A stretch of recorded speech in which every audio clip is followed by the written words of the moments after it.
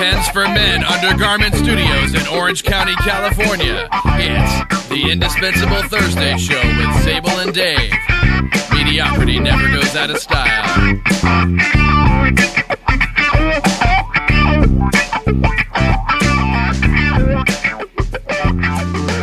All right, what do you think about that, Big Mike? Eh?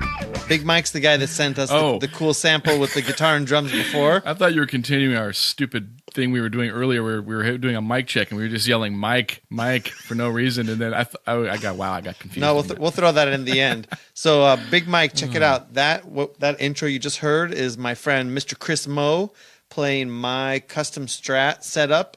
He stopped by one night to hang out, and I said, let's plug the mic in, give you a free rein with some drums, and he played the bass part. He just killed guitar. He made some sounds on my guitar. I was sitting here listening, adjusting the drums, as he was playing. He started making sounds. I looked over. I was like, how did he do that? He actually made sound on my guitar I didn't know it could make. And after we were done, I said, how'd you do that one thing? And he said, with his anus, it was like some anal filter thing? No, it was all of a sudden I heard John Schofield in my studio. Mm-hmm. I don't know who that is. Schofield's a badass guitar player. But there's a particular sound that Schofield will make sometimes that I heard in my studio. And so I asked Chris Moe, how did that happen? And he said, it's easy, man. You just take this badass chorus pedal you have and you just crank both the settings up to max. It totally warbles the sound and messes it up. It's like, right on. So wow. If you guys want a cool jam for your podcast intro, that's how you get that effect. You just crank up the thingy to the 11 there. That's right. The trick is... Thanks, Mike. That was really... I loved this. Sable can attest that I really loved that funky jam as he was playing it for me this that was Chris. Chris Moe. Yeah. Oh, did I say Mike again? You said Mike.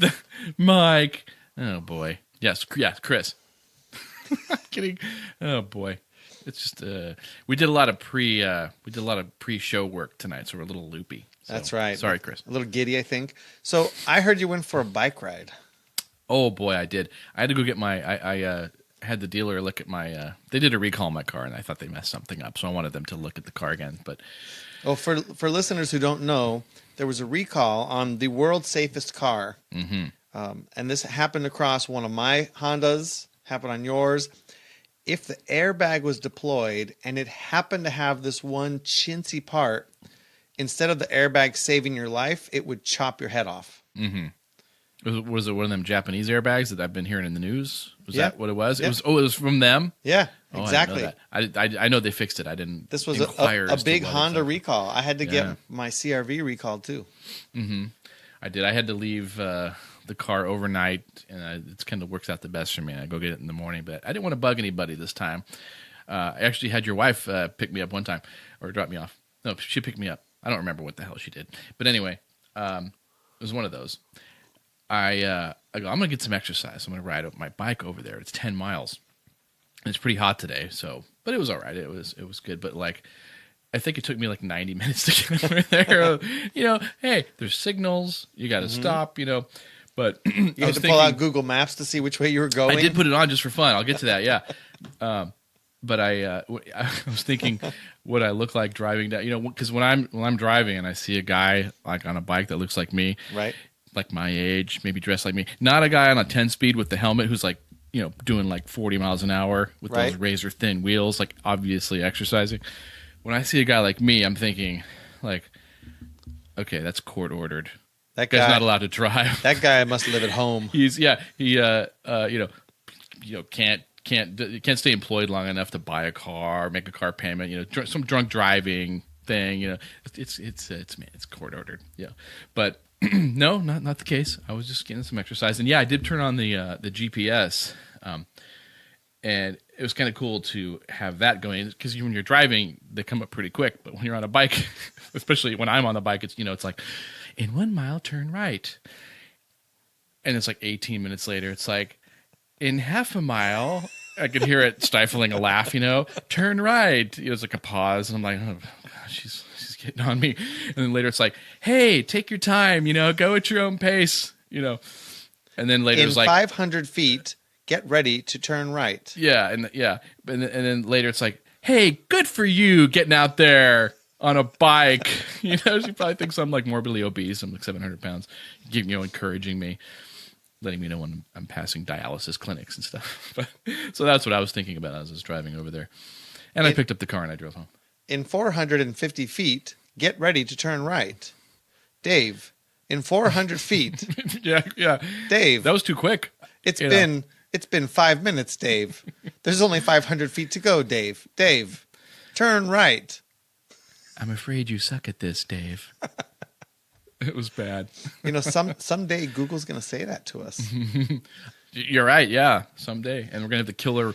You see these guys warning about like the killer attack robot wars, or what do they call the races that they're gonna have now? They're gonna have like people. You're actually gonna have probably like those like Game of Thrones. Yeah, Game of Thrones, or I'm thinking automated. of the Ed 209 from the original RoboCop. Those two-legged things that look like AT-ATs, but just like the little ones running around just shooting people. And then we're gonna have to get ours to shoot back at them. Yep, it could be crazy. We might have to go.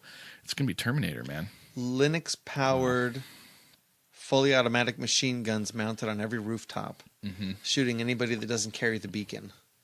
God, yeah, that's where it's going. You'll be able to pick those up at the Big Five over on Beach Boulevard. Yeah, you laugh Golden now. West. Going to Golden West Street. Yeah, you laugh now, Sable. But it's the truth. It's coming. I had to go to the Norm Reeves Honda also to get my recall done, and I drove over there, and they said it's going to be 6 hours, and I said 6 hours to change out the cartridge that blows the airbag up, but I didn't realize there were 80 people in the line. There's 6 lanes of cars. So now they look pretty good when you think, well, crap, they're going to do 80 in 6 hours. That's pretty good. And they're full from like all the way in the bay, all the way out to the street. And I asked the guy, I said, is this like a busy day? He said, no, it's always like this. We have 3 teams of mechanics and what are the riders? The service riders that work weekends, evenings, everything, because they're just packed. Wow. Yeah. They run a tight ship over there. It's pretty it's not bad. The service I wish we fine. could get them as a sponsor, Norm Reeves Honda. Let's tell them that the Dave and Sable and Dave's podcast, the Indispensable Thursday show. Yeah, the Indispensable Thursday show. Rated 5 stars on iTunes. Yeah, right. Yeah, we don't have any under 5 stars. Tell them that we sent you so they can go, who sent you? Right. What is this now?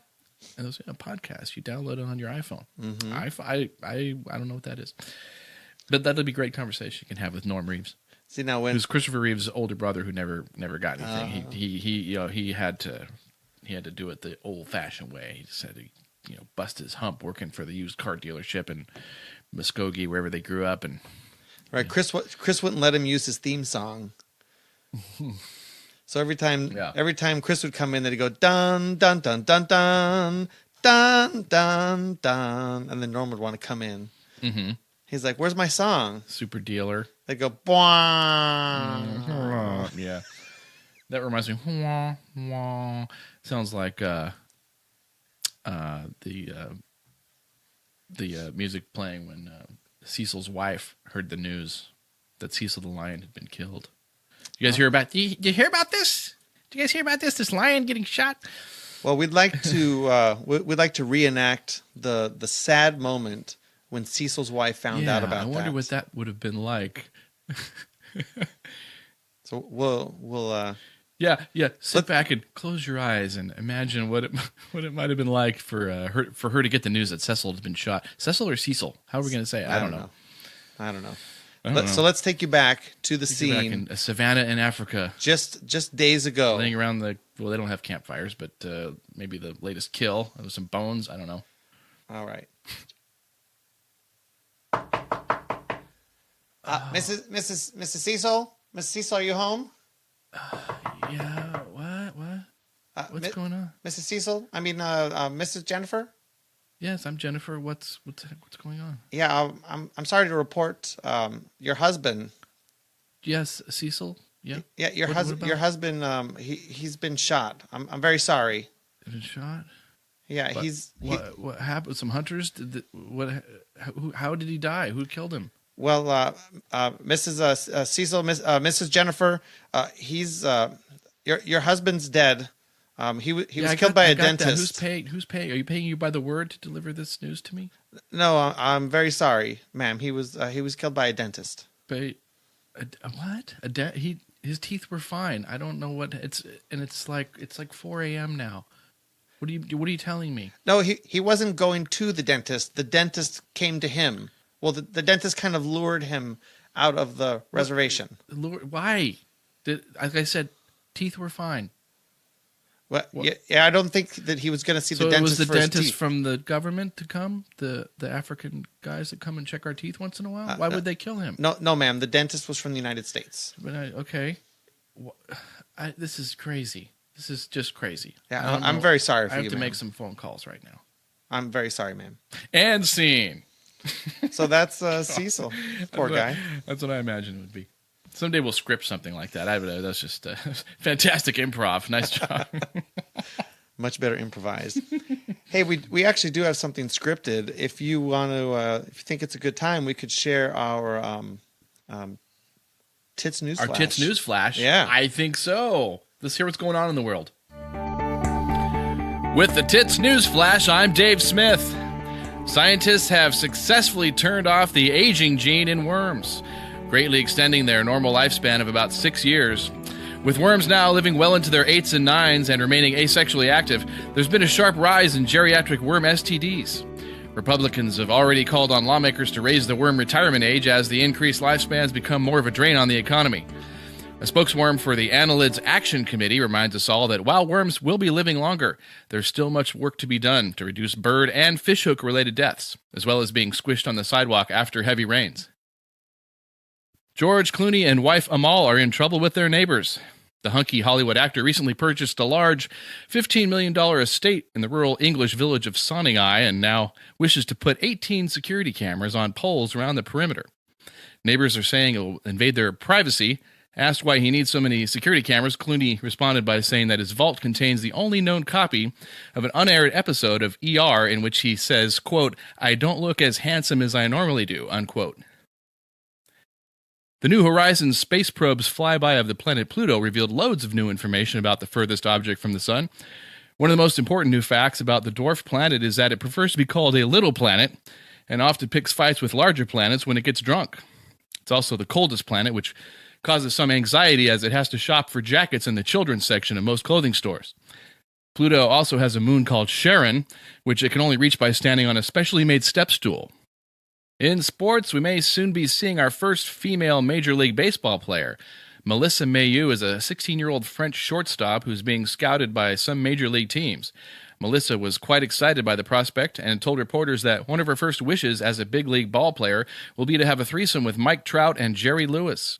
Some things will be an adjustment from the French leagues. Instead of injecting her steroids, Mayhew plans to have her personal chef mix them into a Chateaubriand sauce, which she can eat with steak. She will also have to get used to the seventh-inning stretch here in the States, which is in sharp contrast to the seventh-inning surrender observed in most French ballparks. That's the Tits News Flash. I'm Dave Smith. That was seventh inning surrender. That was interesting. I learned a lot of things. That was good, Dave. I didn't know anything about Pluto, and then all these new facts about Pluto come in. I like that. I like how the UC system's political correctness has really gotten in there. Mm-hmm. So, Dave, yeah. If you were sitting on your back porch, drinking a Miller Lite with your shotgun, of course, I don't have a back porch, but buckshot, looking out to the open skies, yeah. Maybe checking out your semi-truck that you drive, mm-hmm. and you saw a drone flying in your backyard, just, 15, 20 feet from you, mm-hmm. with the video camera and the little red light flashing, and you're sitting there on the toilet on your porch, drinking a beer. I'm on the toilet on my porch? Taking a dump. Yeah, of course you are, right? You live in Kentucky, isn't that what you do? I mean... That sounds awesome. I want right? a toilet on my porch. Where can I? Not in, well, I in just Kentucky. Maybe I don't want to go crazy. Maybe start with a bidet. Just put a bidet out there. Okay, maybe you're not on the toilet. You're on your porch though, on your mm-hmm. property. Yeah. And here's a drone comes flying in to your property. Yeah. Cameras on you. What do? I would probably throw something at it if I had. Did you say I had a gun? You had a shotgun in your hand. Yeah. I almost said a bad word there. I would. I'd probably unload one, especially if I'm out in the boonies. In my backyard here, I'd probably just throw something at it. Like No, this is out in the middle of I would nowhere. throw some rope into the blades or something, and I would find out, well, who is this? Oh, What's that's a going on? good thing. They throw a net. Yeah, like one of those like Batman where he shoots his little net out and it expands and gets all over something. Well, the way William Meredith saw it, it was pretty clear cut. He said a drone flying over his backyard was a well-defined invasion of privacy, analogous to physical trespassing, and he decided to use his shotgun and shoot it out of the sky. Right on. What happened? I mean, was the person angry? Were they surprised that they were in this guy's backyard and he shot it? Were they shocked? Because I would apparently, not be surprised. because a few minutes later, a car with 4 men that he didn't know raced over, and they were looking for a fight. He reported. So they're obviously semi-retarded or like special needs, Right? So unless they're armed. Are they armed? Well, they the 4 of them get out of the car and they go, "Are you the son of a bitch that shot out my drone?" That's what he said. What Meredith reported, anyways. And he reports his reply to him with his 10mm Glock holstered on his hip.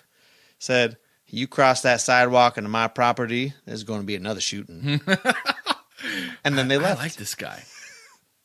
Now, the problem is that he was arrested. I may not want to hang out with him, but I like him. Of course he was arrested. He was arrested in Hillview, Kentucky, but then he was released. Well, you know why? I bet here's why he was arrested, because the other 4 guys went to the police and told their story. Some guy just shot our drone. Okay, so then they go out and find out, and then they find out, well, we forgot to mention it was in his backyard, photographing him on his bidet, So, of course, he shot it. Well, they charged him with criminal mischief and wanton endangerment. It's going to criminal mischief. But his his buckshot wasn't going to shoot off into the neighbor's yard down the street. It wasn't just firing bullets into the air. Yeah.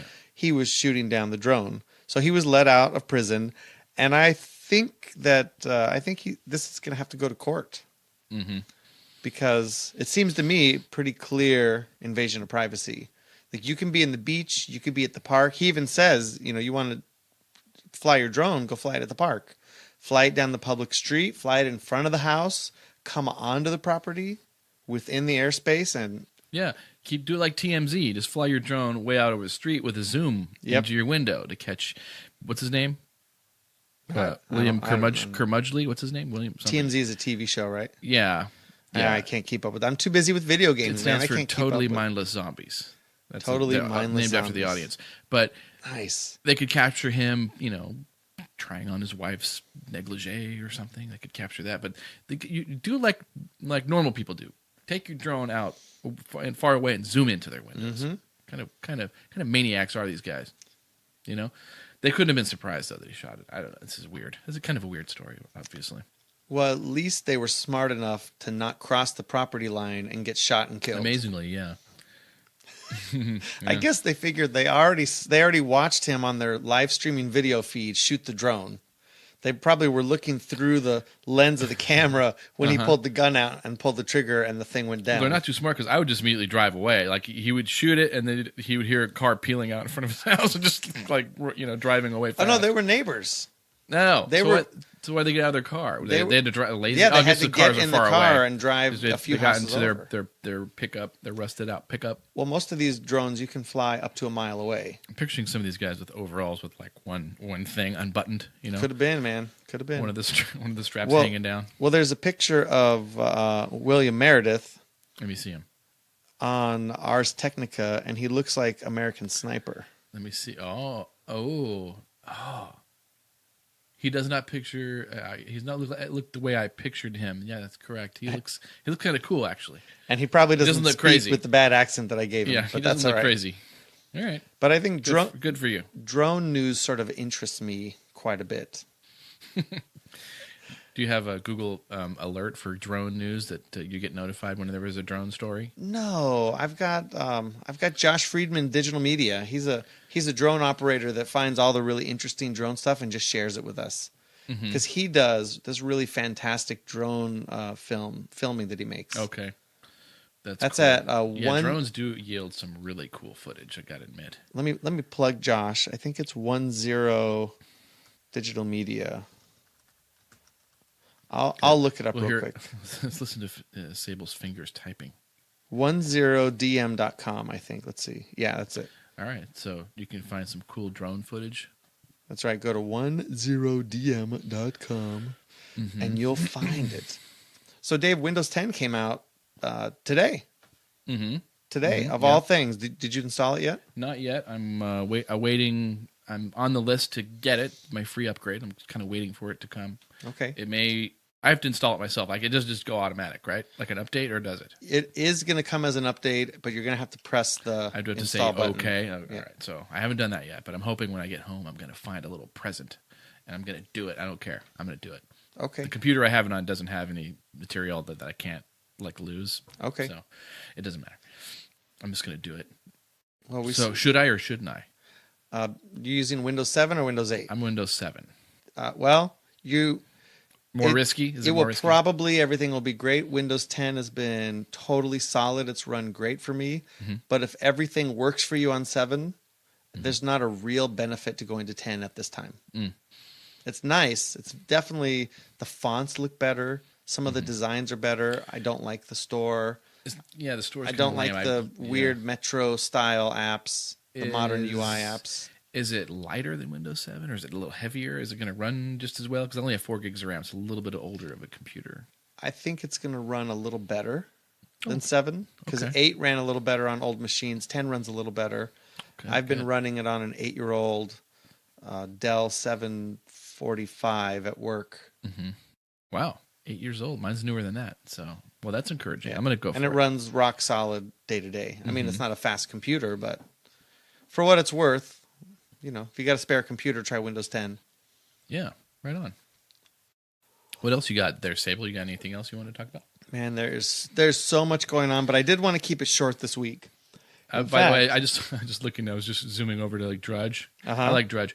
There's a headline up there that says, book. Basically, it says book : like the book says, Bill cheating on Hillary again. Again, and I was like, does that mean he stopped at one point cheating and he resumed it? Like, did he? Yeah, I'm putting the kibosh on the cheating for quite a while here, but I couldn't resist this cocktail waitress last week. So. But yeah, so has he stopped? Because cheating again really makes it sound like he stopped and just started again. I don't buy that. Maybe he had atoned for his sins. It says, there's Secret Service agents claiming the Clinton marriage is a quote total fake, and Hillary is quote so abusive, being assigned to her details considered a form of punishment. Now, none of this I've heard this before. None of this seems like a surprise to me at all. So, but anyway, I just thought that was funny. So go ahead. Well, there's real quickly Vizio. Are you familiar with the company Vizio? A little bit. They make some TVs. They make TVs. I got a TV like that. They announced their initial public offering plan. So they're going to go public. They're going to take money. And part of the plan, you have to file a document with the Security Exchange Commission. And in that document, it said one of the ways they're going to make money is by utilizing the technology they have installed in most of their televisions that scans anything on the screen. Penis recognition, isn't it? I heard they can do that in the dark now. Yeah, sure. So you plug in your Apple TV, your Roku box, your Amazon, you plug it in with a flash drive. They can scan it, and they report everything you watch back to Vizio. Now, it's supposed to be anonymous, but we know how these anonymized data sets go. You get enough data in there, and they can track anybody down. And it's anonymous until hackers get it, and all of it's like exposed. Exactly. Right. So your Vizio television, my Vizio television, has been spying on you. Unbeknownst to all of us, there's no way to get rid of it. Hackers might know that I've been watching episodes of the original Brady Bunch, like from the first season. Yeah? That is not cool. By the way, I'm so old now that the Brady Bunch movies are now old. I was watching those again. They're very good, but I was like, these are like 20 years old. Oh my God. Well, so after reading about the Vizio spyware, it's not really spyware, but I consider it spyware. I went to go turn off the networking on my Vizio TV, but then I wanted to start watching The Good Wife. Have you heard about The Good You got Wife? distracted by the show before you could ever turn it off. Well, but that's so sad. Now here's the catch. Like Homer Simpson. The Good Wife is a courtroom drama show that's been on since 2009. It's got great reviews, and it's not on Netflix. The only place I can watch it is on Amazon Prime. Yeah. my TV has Amazon Prime built in. Ah. So that's the only way You're I torn. can watch The Good. So now I have to turn the networking on to watch The Good Wife, and then go turn it off later so it doesn't report back. Why do you care if they know that somebody is watching The Good Wife? Why would you care if even they knew that you were watching The Good Wife? I think it's a matter of principle. There was no notice when I turned on my TV that said, by pressing OK, you acknowledge that everything you watch on this screen will be sent back to Vizio. Because I would have said no, because I watch for that stuff, because I've been in IT security for a long time. This is on my radar. There was no point that said, if you turn the networking on, we're going to use your bandwidth and your electricity to send data that you don't know we're collecting about you. That's a good point. You should have, if they're using your bits and your traffic and your electricity to send stuff back that's yours, you should charge them for that. That's a good idea. I like that. They should. I mean, the Vizios are already cheap, but they should give me a discount. Have you ever tried just sending an invoice to one of these companies? I've been thinking doing like I was on hold one time for like an hour and a half. I don't even remember who it was, but I wanted to send them an invoice, just like a professional looking invoice, right? With my time, that this is what I charge to wait on hold, right? And I would just send it to them and see if they pay it. Because a lot of times the mind numbed robots they have in the accounting department, oh, what's this? And they just send it through, and then get it. I have like my PayPal account on there and see if they just to try it. Send them a FreshBooks invoice for like $92. Yeah. And you itemize it. I waited for this long. This is what I charged for waiting on your stupid hold line. It's a great idea. Yeah. Did you ever read the books, Letters from a Nut? It's not by Father Guido Sarducci, is it? Or what's his real name? Don Novello. He He wrote a similar book. He would write these letters to companies complaining about totally bizarre things, and then they would he would print their responses to him. He would make super. Yeah, that's the book. Is it okay? That's the book series. Yeah. I've never read it. I've heard of it though. But I didn't. Don Novello was Father Guido Sarducci on Saturday Night Live back in the 70s. I didn't know that was the author. But yeah, he wrote all these. And so when you mentioned invoicing them, that's what I was thinking of. I was thinking of the start mass invoicing because I can just make up stuff. I was on hold for an hour. They'll go, oh, yeah, that was probably true. Just pay the guy. That'd be awesome. Well, and I had a quick follow up to last week's story, the real thing about Chrysler Jeep. Oh, right. Okay. It's way worse than we thought it was last week. Oh, no. Chrysler's now recalling 1.4 million cars. That's a lot of cars. FCA, Fiat I don't need to tell you Chrysler. that. You're better at math than me. Hey, man. That's a lot. So I really I appreciated our last show and the good feedback that we got. Was it Derek? Listener Derek? Listener Derek. If you made it into the 27-minute mark, thanks for your input. It just so happened that at the time you were giving your feedback, we had already been talking about changing the intro, and I was working on this recording that you just heard unbeknownst today. to me, Derek was telling me something, and I go, yeah, it's a good idea. And then we ended up changing our intro just to freshen it up, and we took Derek's advice, too. So we thanks, changed Derek. it for you, Derek. Thanks, man. I appreciate that. So one last thing. I'm very excited about this.